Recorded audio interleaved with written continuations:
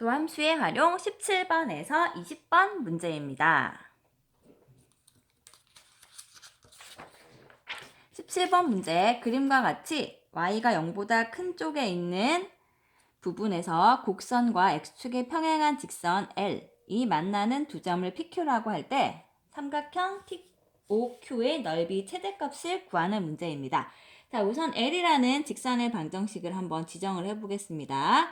자, 얘는 x축과 평행하니까 y는 k 이렇게 지정해 주면 되고요. 다음 p의 x좌표를 지정을 해야 되니까 알파, q의 x좌표를 베타라고 하겠습니다. 둘 다 y좌표는 k가 되겠네요.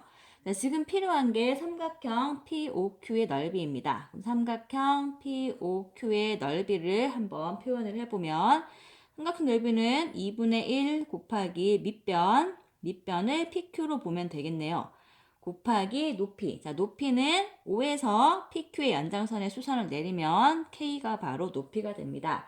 자, 그러면 이게 무엇이 되느냐? 2분의 1 곱하기 PQ 길이는 자, P하고 Q가 Y좌표가 일치하기 때문에 베타 빼기 알파가 PQ의 길이가 됩니다. 여기다가 K를 곱한 게 바로 삼각형의 넓이가 되겠네요. 자, 그럼 무엇을 구해야 될까요? 네, 요 베타 빼기 알파의 값을 구해봐야 됩니다. 그럼 베타와 알파를 구하기 위해서는 어떤 방정식을 풀어야 될까요? 네, 이 2차 함수의 식과 K가 일치하게 되는 X를 구해주면 됩니다. 오른쪽으로 이항을 해보겠습니다. 여기서 인수분해는 불가능하지만 이 방정식의 근이 알파와 베타라고 지정을 했기 때문에 알파와 베타의 합이 4가 된다는 것과 알파와 베타의 곱이 k 빼기 5가 된다는 것을 근과 계수의 관계로 알 수 있습니다. 자, 베타 빼기 알파가 필요하니까요. 일단 베타 빼기 알파 제곱을 구해보겠습니다. 자, 곱셈 공식을 활용해주면 얘는 이렇게 바뀌고요. 알파 더하기 베타의 제곱에다가 빼기 4배의 알파 곱하기 베타는 k-5. 자, 정리하면 16 빼기 4k 더하기 20. 자, 36 빼기 4k가 됩니다.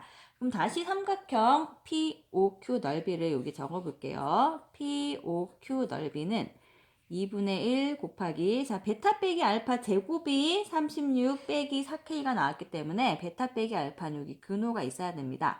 36 빼기 4K 여기에 K를 곱한 거네요. 자 우선 이 근호 안에 4를 묶어주면 9 빼기 K 자 4가 근호 밖으로 나오면 2가 되지요. 자, 9 빼기 K가 남았습니다. 자, 그런 다음에 근호를 어차피 우리는 미분을 못하기 때문에 여기 근호 안에 K제곱으로 넣을게요. K는 양수이기 때문에 들어가도 됩니다. 그다음 2를 약분하고 자, 여기 근호가 2개 있으니까 한꺼번에 곱해도 됩니다. 곱하기를 해주면 얘랑 얘를 먼저 곱할게요. 마이너스 K 세제곱 더하기 9K 제곱. 자, 이 값이 바로 삼각형의 넓이입니다.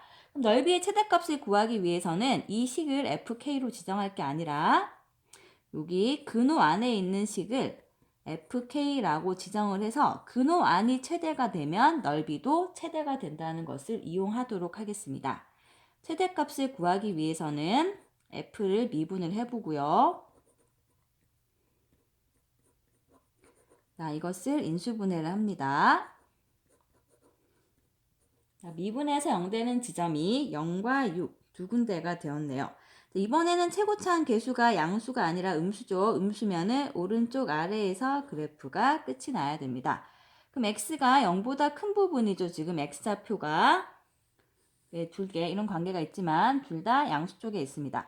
그럼 해당되는 부분 요만큼이어서 최대값이 언제 나오는 거죠? k가 6일 때 FK가 최대라는 걸 알 수 있습니다. 그럼 K가 6일 때 FK가 최대면 그때 역시 삼각형 POQ가 최대가 되겠네요. 그럼 삼각형 POQ 넓이 이것의 최대값은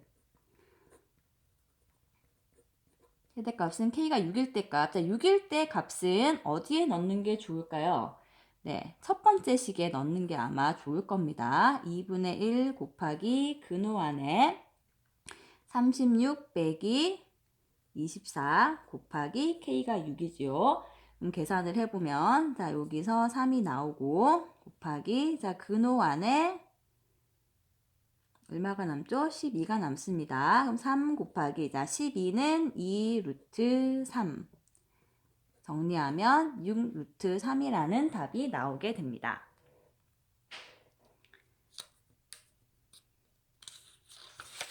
다음 18번 문제. x에 대한 3차 방정식의 서로 다른 실근의 개수가 2가 되도록 하는 모든 정수 k의 값의 합을 구하는 문제입니다. 자, 여기서는 3차 방정식의 서로 다른 실근의 개수가 2개라는 겁니다. 자, 실근은 3개가 있지만 실근의 개수가 서로 다른 게 2개라는 것은 중근이 포함되어 있다는 거네요. 그럼 지금 이 문제를 풀기 위해서 방정식의 왼쪽에 있는 부분을 fx라고 지정을 했을 때 이 fx의 그래프는 둘 중 하나가 되어야 됩니다. 중근이 있어야 되니까 이렇게 해서 극소 지점에서 접하든지 또는 극대 지점에서 접하든지 이런 모양이 나타나야 됩니다. 우선 그래프 개형을 알아보기 위해서 얘를 미분을 해보겠습니다. 미분하면 3x 제곱 마이너스 6x 마이너스 9 3으로 묶어주고 자, 인수분해를 합니다. 3 곱하기 1로 하면 되죠. x 플러스 1과 x 마이너스 3. 자, 그럼 그래프는 마이너스 1과 3에서 그래프 이렇게 생겨야 되니까 극대와 극소가 나옵니다.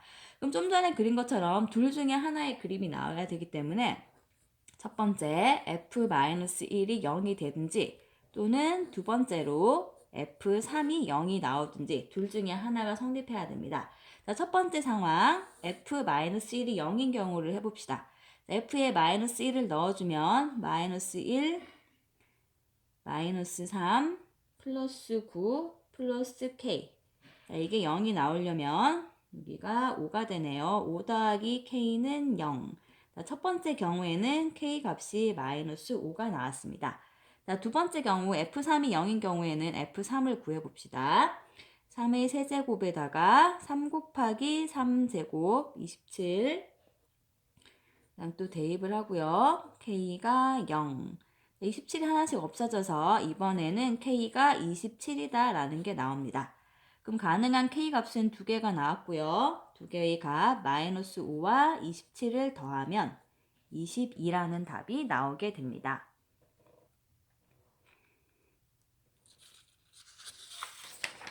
다음 19번 문제입니다. 자, 19번에서는 곡선과 직선이 서로 다른 세 점에서 만난다라는 조건이 있네요. 자, 서로 다른 세 점에서 만난다고 합니다. 자, 곡선과 직선이 서로 다른 세 점에서 만난다는 것은 y를 이렇게 연립해서 적었을 때 이 방정식이 서로 다른 세 실근을 가진다는 겁니다.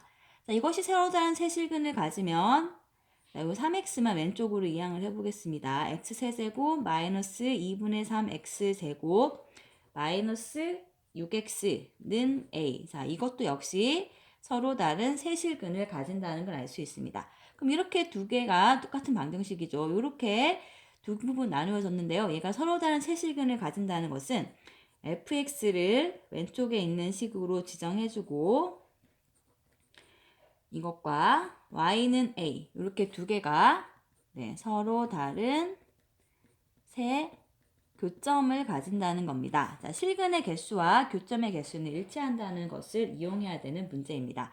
자, fx의 그림을 그려볼게요. f를 미분하면 3x 제곱 마이너스 3x 마이너스 6 자, 3으로 묶어주고 자, 인수분해를 합니다. 인수분해를 하는 이유는 미분해서 0되는 값 중에서 극값이 나오기 때문이지요. 자, 이렇게 해주면 마이너스 1과 2에서 극값이 나오고 3차항의 개수가 양수이기 때문에 그래프 모양은 이렇게 됩니다. 자, 그럼 이 상황에서 이 그래프와 y는 a가 서로 다른 세 점에서 만나줘야 돼요. 그러면 정확하게 y축과 x축을 그려서 그림을 그려주는 게 좋습니다. 자, 일단 f에 마이너스 1을 대입해서 함수값을 찾아봅니다. f-1은 마이너스 1, 마이너스 2분의 3 더하기 6. 5에서 2분의 3을 빼면 되니까 2분의 7이라는 함수값이 나오고요. 다음 극소값 F2를 구해보겠습니다. 자, F2는 8 빼기 6 빼기 12. 네, 여기다가 넣어야 되죠, 여기. 자, 계산해주면 마이너스 10이 나왔네요. 그럼 마이너스 1에서는 2분의 7이라는 극대값을 가지고, 그럼 0일 때 0을 지난다는 거는 표시를 해도 되고 안 해도 됩니다만 한번 표시를 해보세요. 마이너스 10에서 극소값, 여기 극대와 0,0 지나고 극소, 이렇게 생긴 그래프가 나옵니다. 자, 이것과 y는 a가 서로 다른 세 점에서 만나야 돼요. 자, 서로 다른 세 점에서 만나려면 자, 이렇게 빨간색으로 그려보겠습니다. y는 a가 이렇게 확실하게 세 점에서 만나는 걸 구해봅니다. 자, 그런 다음에 이걸 이제 움직여 보세요. 자, 세 점에서 만나지요. 위로 올라가면 자, 언제까지 가능할까요? 네, 2분의 7을 통과하는 순간에는 이게 두 점에서 만나는 겁니다. 서로 다른 세 교점이 나와야 되니까 여기는 해당되지 않습니다. 자, A가 2분의 7보다는 작은 곳으로 가야 되고 아래쪽으로 내려갔을 때도 계속 세 점에서 만나지만 A가 마이너스 10이 되는 순간부터는 세 점에서 만나지 않고 두 점에 서로 다른 두 점이죠. 만나고 더 내려가면 한 점에서 만나게 됩니다. 자, 그럼 A 값으로 가능한 건 언제일까요? 네, A 값으로 가능한 건 A는 마이너스 10보다는 커야 되고 2분의 7보다는 작아야 된다는 게 나옵니다. 근데 지금 필요한 건 그냥 A 값이 아니라 정수 A의 최대값과 최소값이 필요합니다. 그럼 정수 A 중에서 제일 큰 값은 2분의 7이 3.5이기 때문에 가장 큰 값 들어갈 수 있는 거는 3이 되고요. 가장 작은 값이 들어갈 수 있는 거는 얼마죠? 네, 가장 작은 값은 마이너스 9까지가 들어갈 수 있네요. 그럼 계산을 해주면 마이너스 6이라는 답이 나오게 됩니다. 다음 20번 문제 보겠습니다. 20번 문제는 x가 0보다 크다 해서 부등식이 성립하기 위한 정수 a의 최소값을 구하는 문제입니다. 자, 여기서 왼쪽에 있는 식 전체를 fx라고 지정을 해주면 자, 이 fx의 함수값이 항상 0보다 클 때 양수가 된다는 건 0보다 큰 부분에서 계산한 fx의 최소값이 그러니까 가장 작은 값이 0보다 크면 함수값들이 모두 0보다 크다인 상황이 됩니다. 그럼 fx의 최소값을 구해야 하니까 f를 미분을 해보겠습니다. f를 미분하면 x제곱 마이너스 6x 플러스 5가 되고 자, 이것을 인수분해를 합니다. 그럼 1과 5에서 극값을 가지고 3차원 계수가 양수이기 때문에 그래프 개형은 이렇게 1에서 극대 5에서 극소가 됩니다.